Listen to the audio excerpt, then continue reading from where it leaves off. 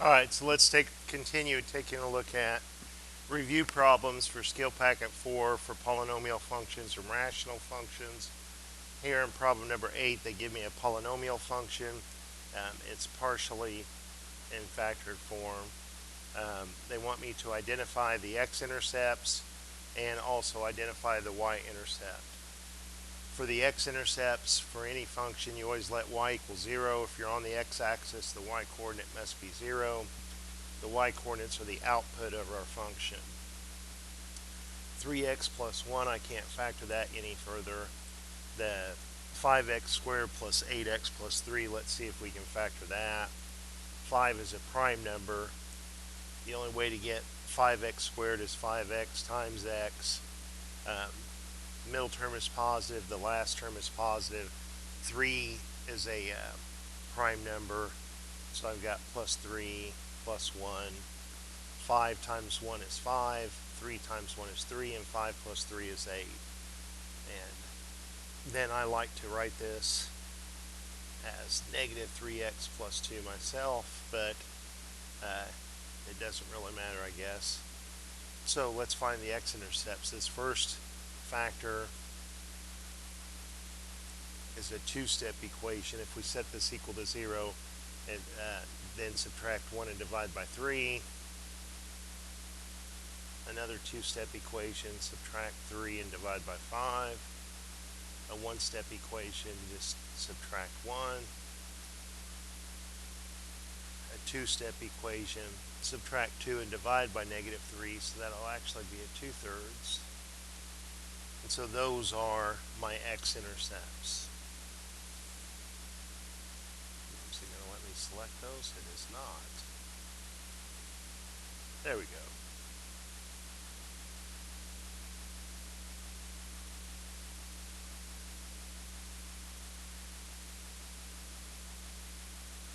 Well, I didn't. Oh well. You see that what the x-intercepts are. For the y-intercept, I let x equal 0. So that means just simply plugging in 0 into the function. This first factor will just end up being a 1. The second factor, a 3. This last factor, a 2. 1 times 3 times 2. This y-intercept is 6. Alright, so I hope that helps. Let's go ahead and do the next one. Same directions.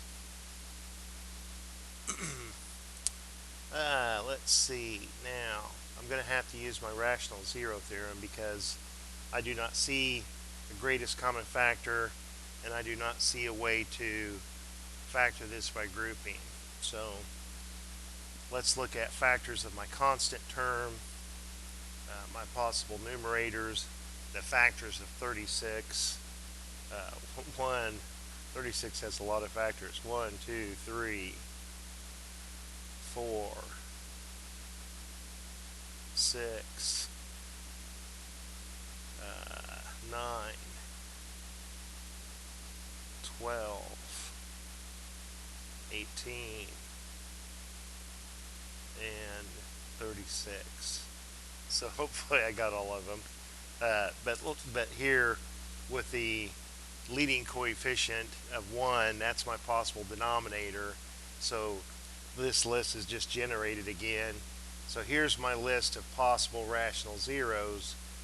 To begin my search for finding a zero remainder, or by direct substitution into here, what would result in the output of the function being 0. So I guess I'm just going to jump right in with 1. This is in standard form, and I don't see any missing terms. So in synthetic division, I've got 1, 4, negative 5, negative 36, negative 30. The arithmetic is not difficult.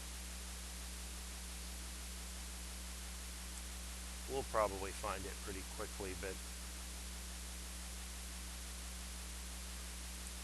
let's see, did I do that right? 1, you do want to pay attention and make sure that you don't make a silly error.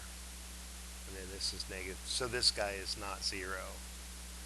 and negative 72. So it's not positive 1. Let's try negative 1.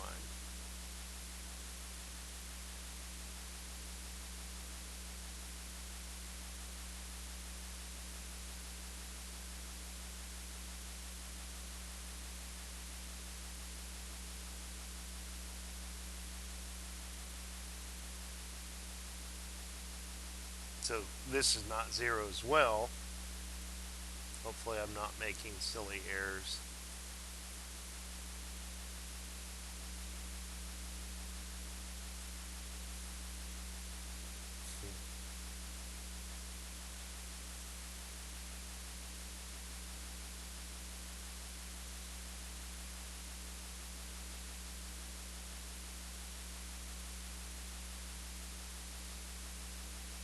So that's not 0.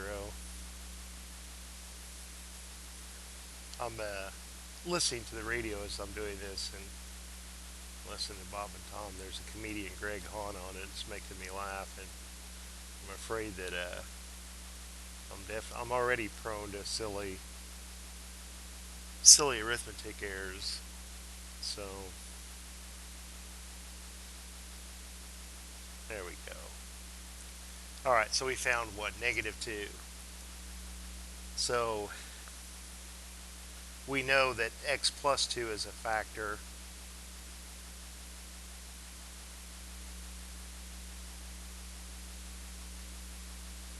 Now, it's possible that this could be a repeated factor. Let's check, because now this is a third degree, and now this time we can factor that by grouping. So we have the factoring tools to factor this. So let's do that. We can continue. If you don't see that we can factor this, you can continue your search for finding a 0 remainder. This g of x can be written in factored form. This negative 2 in factored form is x plus 2. And now I've lost a degree, so this is 1x cubed plus 2x squared minus 9x minus 18.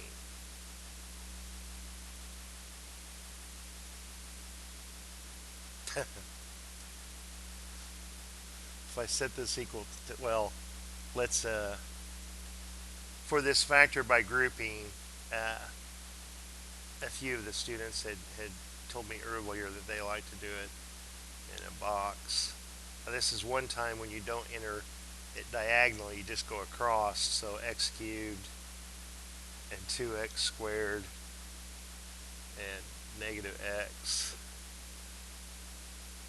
negative 18. Negative 9 is common. Negative 9 times the positive 2 is negative 18. These guys have an x squared in common, and this has an x in common. So let's check. X squared times x is x cubed. 2 times x squared is 2x squared. Negative 9 times x is negative 9x. And negative 9 times 2 is negative 18.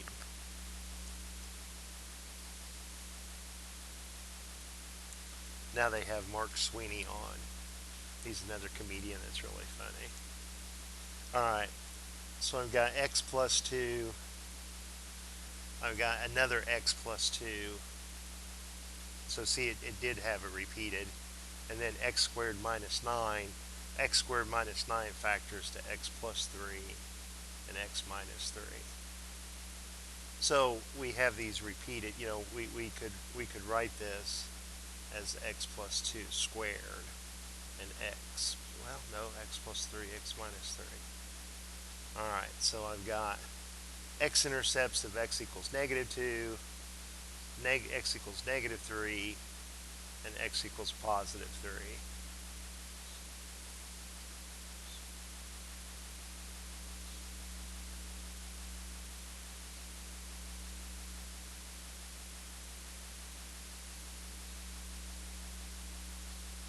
I don't know why I'm bothering to shrink this up, because you can see what it is. Alright, so the x-intercepts there's 3 of them. for the y-intercept, we just plug in 0. In standard form, it's always the constant term there. So it's easy to see by inspection that the y-intercept is negative 36. So I hope that helps. Let's see, what is number 10? What's the next one? Nope. Alright, I'll stop here and I'll do the others on another video.